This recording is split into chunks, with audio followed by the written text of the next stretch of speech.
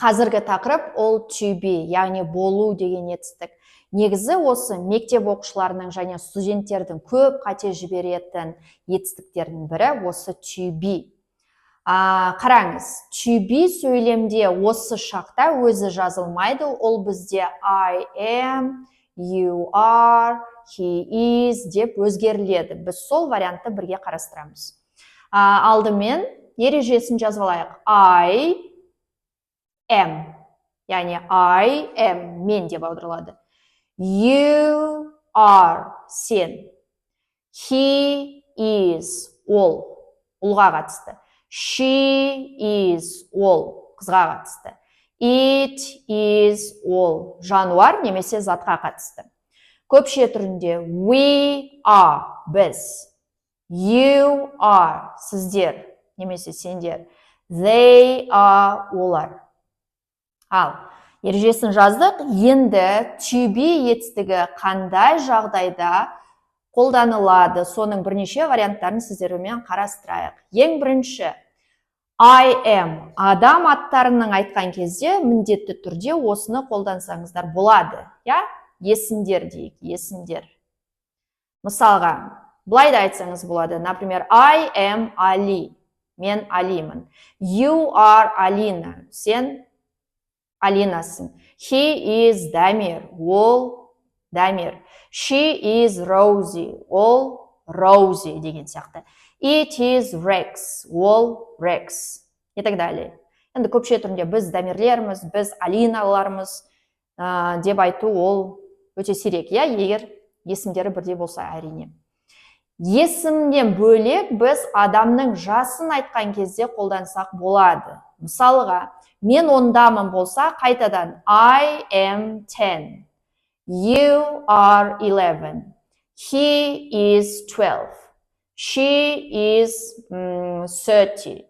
It is 8. Біз 50-деміз, мысалға. We are 50. Сіздер 12-десіздер. You are 12. They are 15. Мысалы, адамның жасын осылай to be етістігімен алып көрсетесіздер.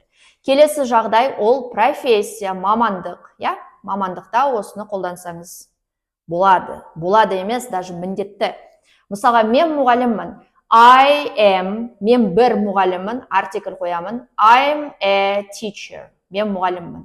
Сен оқушысың. You are a pupil, сен бір оқушысың, яғни артикль қоясыздар, который означает бір деген сөзді. Мысалға, ол өрт сөндіруші. He is a fireman. Ол үй күтушісі, мысалға. She is a housewife. Домохозяйка, housewife. Енді бізде мына тұрған it is жануарға қатысты, ол бізде профессия иесі бола алмайды. Значит, басқа бір сөйлемді қоя салсаңыз болады. Например, it is a cat. Ол мысық. Или же it is a flag. Ол флаг деген сияқты. Көпше түрінде кеттік. We are, біз, дәрігерлеріміз, например. We are doctors. Сіздер оқушыларсыздар. You are pupils. С қосамыз, жалғауын қосамыз. They are өрт сөндірушілер дейік. Бізде қараңыз.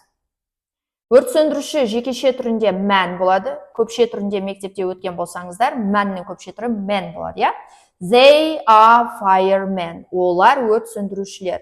Не байқадыңыз? Жекеше түрінде мен барлық жағдайда артикль қойдым. Бірақ біз, сіздер, олар деген кезде профессияда, мамандықта артикль тұрмайды, потому что біз көппіз. Профессия. Также to be етістігін қолдансаңыз болады, чтобы айту үшін кім қайда тұрғанын, например, қайда деген сұраққа жауап беретін сөздерде тоже to be аласыз. Мысалға, мен мектептемін. Қайтадан I am at school. I am at school. Сен үйдесің. You are at home.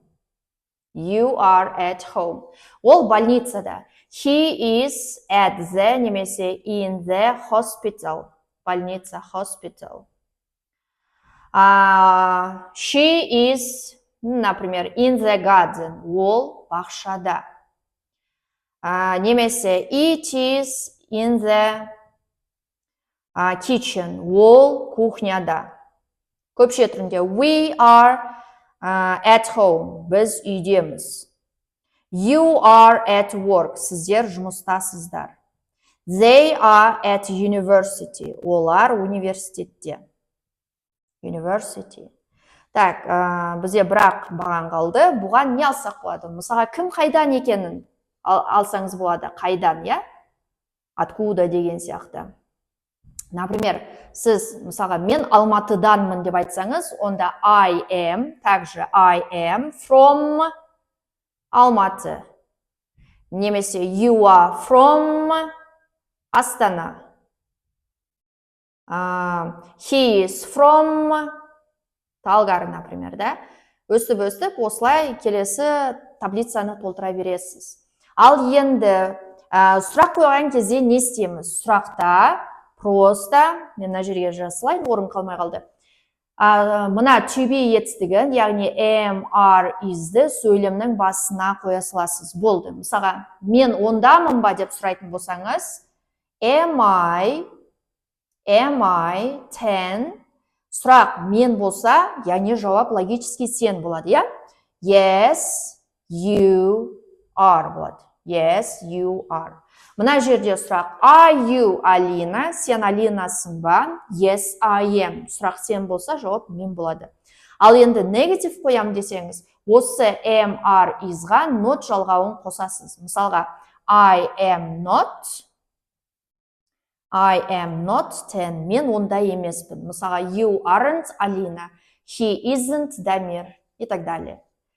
Сабақ сіздерге түсінікті болды деп ойлаймын. Негізі бұл 4-ші сыныптың программасы. Егер түсініксіз жерлер болатын болса, пікірге сұрағыңызды қалдырсаңыз болады. See you guys, next lesson.